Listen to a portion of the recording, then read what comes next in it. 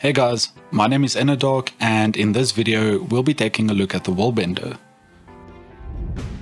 Willbenders protect the Canthan throne with unflinching loyalty. They have no time to play at war. If a threat emerges, they'll strike it down before it has time to react. They take the fight to their targets, using rapid movement skills to navigate the battlefield.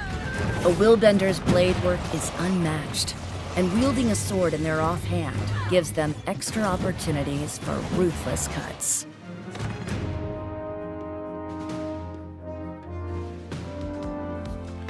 Alright, so when you load in, you start off with a sword in your offhand, which is unique to the Willbender. So if you want to play Guardian with a sword in your offhand, you need the Willbender Specialization.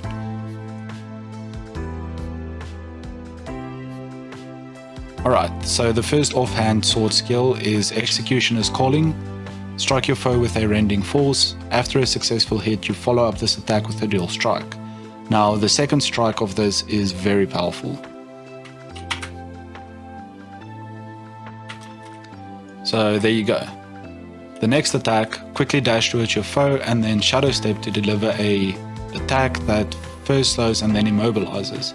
So you first dash and then you shadow step. And that also does a lot of damage. Alright. So then on your F1, you've got Rushing Justice, you rush towards your foe, and you gain Justice, delivering a strike and then emanating Willbender's flames. And that's what it looks like. It does a lot of damage and it applies burning because it's Justice and it's just very strong. Let's see it again. Pretty strong. Alright, Flowing Resolve. Remove conditions and gain Flowing Resolve. Rush forward and evade attacks while leaving Willbender's flames in your wake. So you choose the direction you want to rush in, and then you leave behind a little fire stream. Alright, pretty cool. Then on your F3 you've got Crushing Courage, Shadow Step a short distance while gaining boons and emanating Willbender's flames from your location. Gain Courage. So let's see that one. Okay, that's pretty cool. It's very quick as well, it's a very quick dash. Alright, then moving on. On the healing skill, you've got Reversal of Fortune. Guard yourself with a light, negating the next incoming strike and healing which then heals you instead, even if the strike would have been lethal. So it's pretty much Defiant Stance from Warrior, except it's only the next hit while this is active. So let's take some damage and then see it in action. Alright, so then you use it and you heal if you get striked. If you don't get striked, it kind of just times out. Alright, then we've got Flash Combo, Shadow Step to your target and strike them multiple times. If all attacks hit, you gain access to Response. Now Response is another ability that replaces this if you hit all of the attacks. So let's see that one. And then you can use Response, which takes you back to where you went from.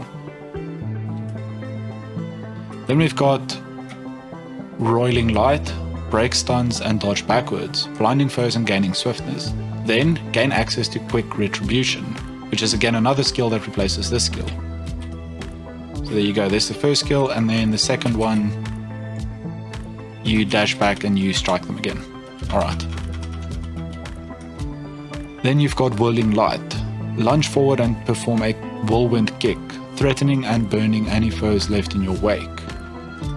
Alright, so that is a little spin attack, and it looks like that. And it does a lot of damage.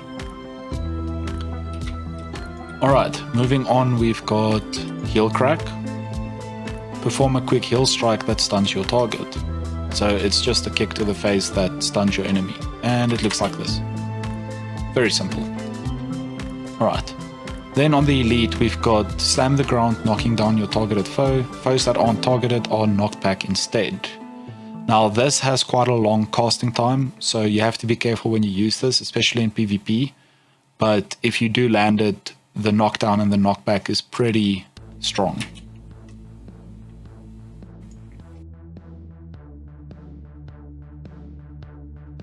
Okay, so looking at the traits, firstly we can see that we have Willbender unlocked. And then you can see that you gain access to swords in your offhand, but we know this already. So the first trait, which is a passive trait, Willbender's Training. The Guardian virtues are now movement based, giving them a swift advantage in combat. Gain access to the physical skill type. So these are all the physical skill types, just so you know. Then the selected ones, you've got Boon Pact. You gain concentration, but any boons you apply to allies have reduced duration. Alright, then Power for Power. Your toughness is reduced, but you gain the same amount in power. So you basically become a glass cannon. Alright. Then Conceited Curate, which I hope I said correctly. Outgoing healing potency is reduced, but healing power is increased. So you get more healing power, but less healing to allies. Okay, then we've got Righteous Sprint. Gain increased movement speed. Gain swiftness when you activate a virtue. So when you activate a virtue, any one of these, you get swiftness, and then you get a passive movement speed increase buff of 25%. So if you run this with a Rune of the Traveler, you get another 25%. So you pretty much just outrun everyone.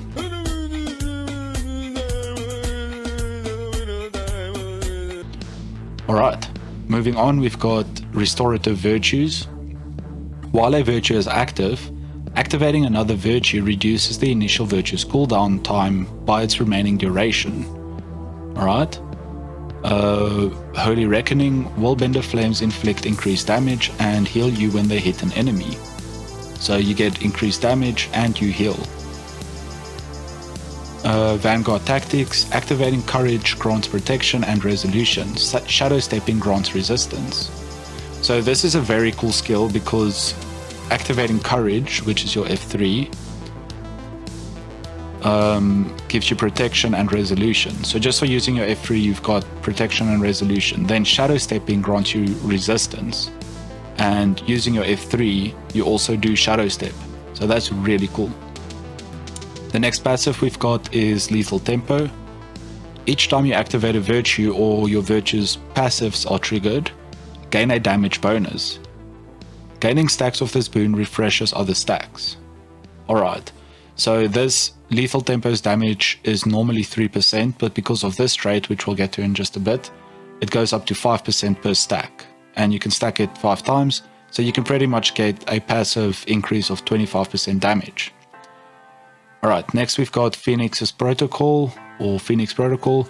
Gain alacrity and regeneration when Resolve's effect triggers, but you no longer heal. Resolve has a modified duration. Next we've got Tyrant's Momentum, Lethal Tempo, which is this. Grants increased damage, but has reduced duration. Justice's duration is modified. Your F1 is Justice, just so you know. Alright, and then we've got Deathless Courage. Killing a foe extends the duration of Courage, up to the maximum duration. You cannot be downed while Courage is active. Courage no longer grants Aegis, which is a block from the Guardian, and its initial duration is reduced. Alright, so you pretty much have Courage for longer, and you cannot be downed while Courage is active. And you get Courage when you use your F3. And it looks like that.